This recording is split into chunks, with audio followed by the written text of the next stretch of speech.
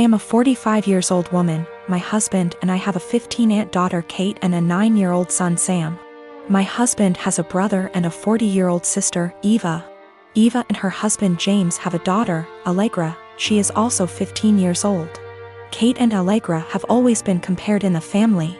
From the time they were born, it seemed to be a competition of who would walk first, talk first, do more, achieve more. And Allegra was always first. I won't go too much into detail about Allegra because that's not really the point, but I will say she's a beautiful, intelligent, truly one-of-a-kind girl, and her parents have done a great job raising her. My in-laws fell in love with her and think she hung the moon. This bothered me and made me sad for Kate, but I let it go for the most part. There's no doubt in my mind that they love all the kids equally, but out of the two girls you can tell who they admire more. Every summer, the whole family visits a holiday home that Eva shares with my in-laws. Over the summer, Kate met a boy, Luke, who was also holidaying in the area. They started dating. This was Kate's first experience with boys. Allegra had friends who were nearby, so for our first few weeks we didn't see her much.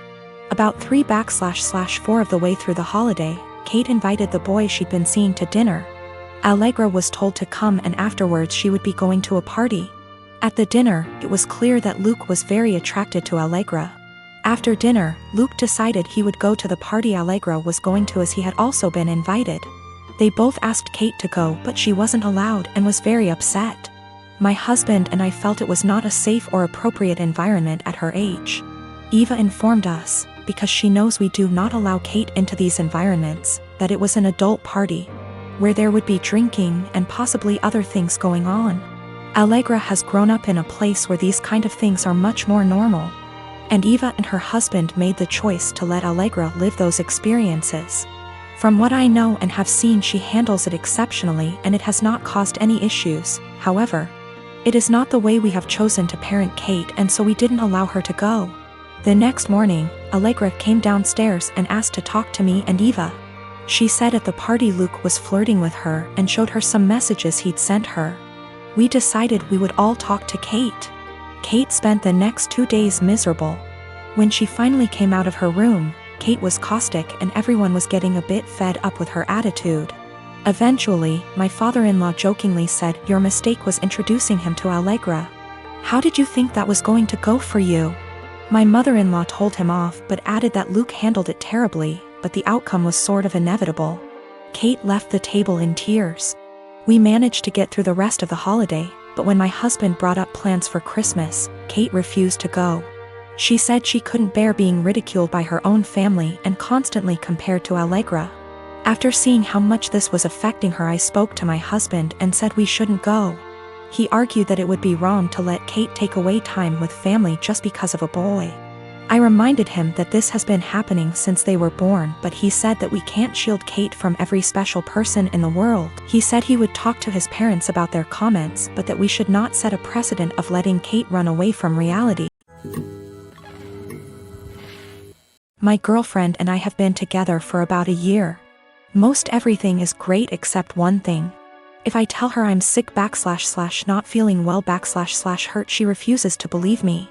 If I have a cold, she tells me I'm faking it until it goes away and then says, "See, you are fine." I'm rarely sick, so it's never been a major issue. But she has zero sympathy when I'm sick. She grew up with hypochondriac parents who were always sick with something, often self-diagnosing themselves with fatal maladies. She has limited contact with them, and the time I met them, I was told by them that they didn't have long left to live. I get it, growing up in that household must have been awful. But what happened on Sunday just sent me over the edge. Girlfriend and my sister wanted to check out this event and we were all supposed to go. I woke up with excruciating back pain and could barely breathe. Girlfriend got so mad at me for ruining this that she wouldn't speak to me. As she was about to leave, I asked her not to leave because I thought something was wrong. She said no and left. I threw up in my bed and eventually called my parents. I was too embarrassed to call 911. And my mother and brother hauled me to the hospital. I was whisked back and after 20 minutes I was diagnosed with kidney stones. Fentanyl and gravel, and I had a CT scan and then went for a procedure to bust the kidney stones. 5 hours later and I was laying on my parents' sofa in a haze.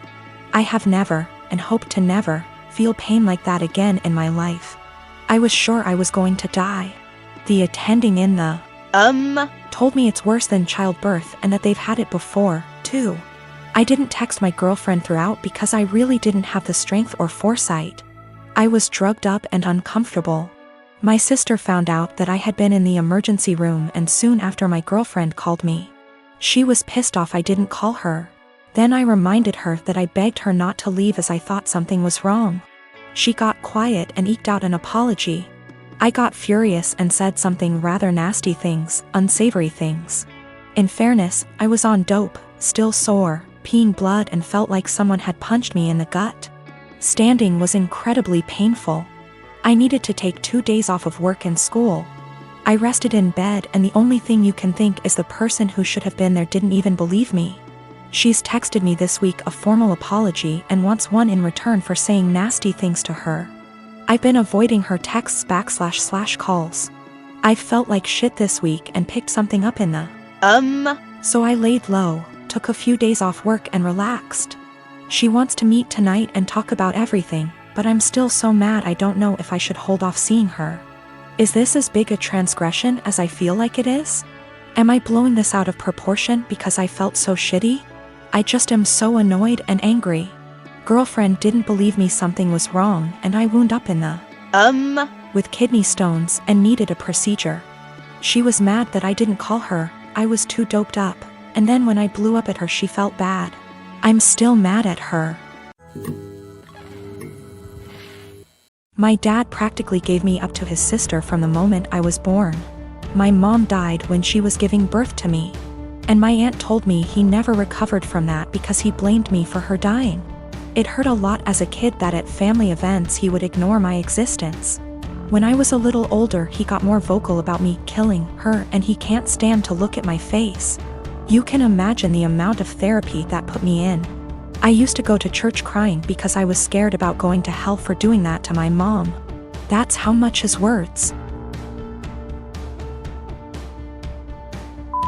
me up. But the shitty part was that I never stopped trying to be accepted by him. After my high school graduation he told me to never bother him again since he legally has no obligation to me anymore, since he was sending my aunt money to take care of me. Around that time is when I finally started accepting that reality, so from there we moved on with our lives. My aunt doesn't talk to me about him. Sometimes my grandparents do, and that's how I found out he got married. They were mad he didn't invite me to their wedding, but to me it didn't matter because we're not close. But it was his wife who wanted to meet me. It's the first time ever that he wants to make contact, and it was to pretty much say she wants me on their life. She doesn't know the real reason about why we're estranged. He asked me to please not say anything, and maybe this could be a way to reconcile after all.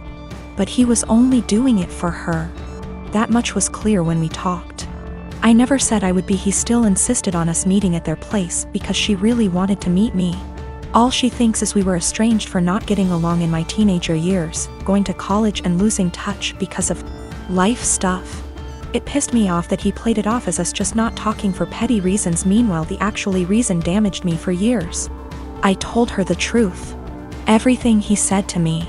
That he was never a parent to me, that was all my aunt. It was definitely a shock for her. The outcome was a disaster. Everyone has heard about this now. My grandmas in particular told me she understands my anger. But this was his chance finding someone since losing my mom, and now it's been put in jeopardy. My dad is devastated. They think it was going too far to ruin his marriage that way when he was willing to include me in their lives, which could have been the start of our relationship. And they say not only did I ruin that, but also possibly wrecked his marriage.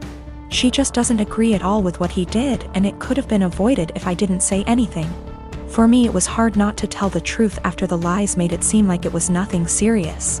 I couldn't ignore what happened after what it did. If it was the right call, since it put their whole marriage at risk after all. I am a 41 years old male, single dad with a 13-year-old daughter, Lacey. My wife died in childbirth, and it's just been me and Lacey all her life. My sister has been a big help in raising Lacey, and we do keep in contact with her maternal grandparents. The issue started a couple of months ago when Lacey started her period. I knew this day would come, so I spoke to my sister, my female best friend, and my mother-in-law to be well prepared. I gave her the talk with her grandmother and aunt there. I buy her pads and tampons. I even have Midol and heating pads ready for Lacey when she needs them. The problem began when I began to notice a smell coming from Lacey's room. I went in to investigate and found pads and tampons openly disposed of in her wastebasket. I checked her bathroom and it was worse. She had her blood-stained undergarments in the tub. I took out her trash and did my best to get rid of the smell, but I didn't know what to do with the underwear in the tub.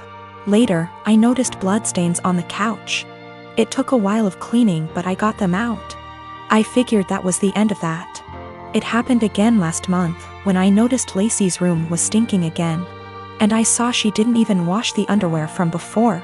The bathroom was unbearable at this point. Then earlier this week, I saw bloodstains on the couch again.